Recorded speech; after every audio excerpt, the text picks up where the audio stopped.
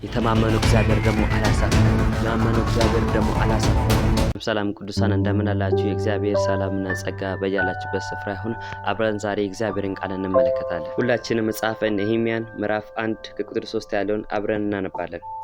እነርሱም በዚያ ስፍራ ያሉ ከምርኮ የተረፉ ቅሬታዎች በታላቅ መከራና ስድብ አሉ። የኢየሩሳሌምም ቅጥር ፈርሷል፣ በሮቿን በእሳት ተቃጥለዋል አሉኝ። የመልእክቴ ዋና ርዕስ የሚሆነው እግዚአብሔርን ተማመን የሚል ነው ማለት ነው። አሁን ባነበብነው ስፍራ ላይ ስንመለከት አንድ ነህምያ የተባለ ሰው እናገኛለን። ነህምያ የንጉሥ ጠጅ አሰላፊ ነው። የኢየሩሳሌም ቅጥሮች በፈረሱ ጊዜ፣ በሮቿ በእሳት በተቃጠሉ ጊዜ በእግዚአብሔር ፊት ያለቅስ ይጾም ይጸልይ እንደነበረ ይናገራል። ነህምያ የኢየሩሳሌም ቅጥር ለመስራት ከንጉሱ ፍቃድ ወስዶ ሊሰራ እንደወጣ ይናገራል። ነህምያ ሊሰራ በወጣበት ጊዜ አጋዥ አልነበረውም። ከሱ ጋር የሚሰሩ ሰዎች አልነበሩም። ኢየሩሳሌም ቅጥር ለመስራት የሚያስፈልጉ እቃዎችን በእጁ አልያዘ። የወጣው ነገር አምላኩን ነበር። ተማምኖ የወጣው አምላኩን ነበር። የተማመነው እግዚአብሔር ደግሞ አላሳፈረውም። ያመነው እግዚአብሔር ደግሞ አላሳፈረውም። ብቻውን ጥሎት አልሄደም። ነህምያ ቅጥሩ መስራት በጀመረበት ጊዜ የሚያሸፉ ሰዎች፣ የሚያላግጡ ሰዎች ገጠሙት። ትልቅ ራዕይ ይዛችሁ፣ ትልቅ እቅድ ይዛችሁ በቤት የተቀመጣችሁ ቁጭ ያላችሁ እግዚአብሔርን ተማምናችሁ ውጡ። እግዚአብሔርን ተማምናችሁ ሂዱ። ስትራመዱ ወደ እናንተ የሚመጣውን ሪስክ ለመቀበል አትፍሩ። ያቺ ሪስክ ለትንሽ ጊዜ ብቻ ናት። መታሳመም ለጥቂት ጊዜ ብቻ ናት። የሚያላግጡ ሰዎችን አይታችሁ አደንግጡ። የሚያሸፉ ሰዎችን አይታችሁ አደንግጡ። ይሄ እኮ ምንድነው? ይሄ እኮ ያለፈ ፋሽን ነው የሚሏችሁን አትስሙ። ነህምያ የሚያሸፉ፣ የሚያላግጡ፣ የሚቀልዱ ሰዎች እያሉ ነበረ ኢየሩሳሌም ትልቁን ቅጥር ሰርቶ ያጠናቀቀው። እሱ በሚሰራበት ጊዜ ይመጡና ይሄ እኮ ቀበሮ የሚያፈርሰው እኮ ነው፣ ይሄ እኮ ተራ ነገር እኮ፣ ይሄ እኮ ዝም ብሎ የሚፈርስ ነገር ነው እያሉ ሰንበለጥ ያላግጥበት ነበር። ሰንበለጥ ያሾፍበት ነበር። ግን እምነቱን አልጣለም። በእግዚአብሔር ላይ ያለውን እምነት አልጣለም። ስለቱ በኢየሱስ ክርስቶስም በእውነት መውጣት ይሆንላችሁ፣ መራመድ ይሆንላችሁ፣ መንቀሳቀስ ይሆንላችሁ። መራመድን ተለማመዱ፣ መውጣትን ተለማመዱ። ቁጭ አትበሉ፣ በአንድ ስፍራ ላይ አትቀመጡ። እንደ መቀመጥ ያለ በሽታ የለም። ተንቀሳቀሱ። ወዳያችሁበት ከፍታ፣ ወዳያችሁበት ስፍራ ለመድረስ መንቀሳቀስን ተማሩ። እንቀሳቀሱ፣ ውጡ፣ ተራመዱ። በአንድ ስፍራ ላይ አትቀመጡ። ተቀምጣችሁ የምታተርፉት በሽታ ብቻ ነው። ተንቀሳቀሱ፣ ተራመዱ። በእጃችሁ ላይ ምንም አይነት ነገር ባይኖር እግዚአብሔርን ተማምናችሁ ውጡ።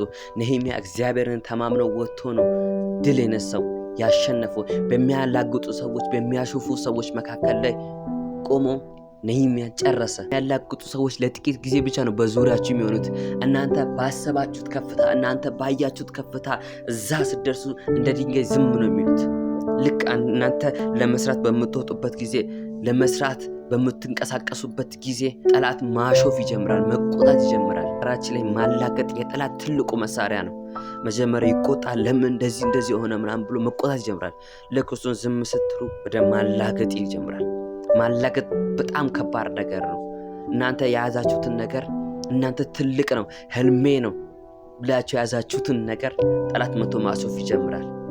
ይሄ እኮ የማይረባ ነገር ነው፣ ይሄ እኮ ቀበሮ የሚያፈርሰው ነገር ነው፣ ይሄ እኮ አንተ የምትሄድበት የሚሳካ አይደለም፣ ወይ እንትና እንኳን አልተሳካለትም እኮ፣ እንትና እንኳን አልሆነለትም ማለት ይጀምራል። እንትና እንኳን አልተሳካለትም፣ እንትና እንኳን ሞክሮ ወድቋል፣ ተሸንፏል፣ አንተም እንደሱ ነህ ማለት ይጀምራል።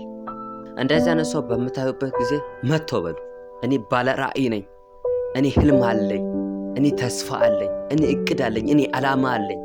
ግራችን ላይ ሰው አይደለም በእናንተ ላይ የሚያላግጠው፣ ከሰው ጀርባ ሆኖ የሚሰራው ነው በእናንተ ላይ ማላገጥ የሚጀምረው። እንደዚህ አይነት መንፈስ ለሊት 9 ሰዓት ላይ ተነስታችሁ ምቱት በኢየሱስ ስም። ስራ የፈረሰውን በሉት። 9 ሰዓት የተነሳችሁ ይሄን መንፈስ ምቱት። ተራመዱ፣ ተንቀሳቀሱ። ቁጭ አትበሉ፣ ተራመዱ።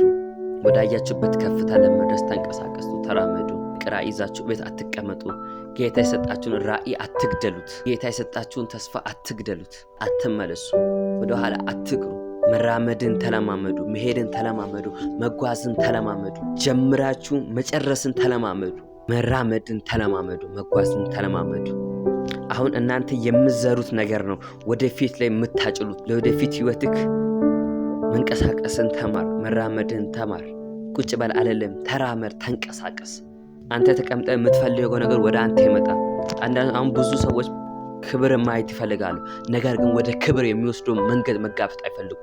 ዘፍጥረት ምዕራፍ 11 ላይ ስንመለከት አንድ ታራ የተባለ ሰው እናገኛለን። ታራ ዓላማው ታርጌቱ የወጣበት መንገድ ወደ ከነዓን ነበረ። ነገር ግን በታራን ከደረሰ በኋላ እዛው ተቀመጠ። 205 ዓመት አስቆጥሮ እዛው ሞተ። እቅዱ ከነዓን ነበረ፣ ፊት ለመሄድ ነበር እቅዱ። ነገር ግን ወደዛ የሚወስደው መንገድ መጋፈጥ አልፈለገም፣ መቀበል አልፈለገም። በዋናነት ሐሳቤ የሚሆነው እግዚአብሔርን ተማመኑ የሚል ስለሆነ እግዚአብሔርን ተማመናችሁ ውጡ፣ እግዚአብሔርን ተማመናችሁ ሂዱ። ትጨርሳላችሁ፣ ታሸንፋላችሁ። ድሉ እናንተ ነው። እግዚአብሔር ሰላምና ጸጋ ከሁላችሁም ጋር ተባረኩ።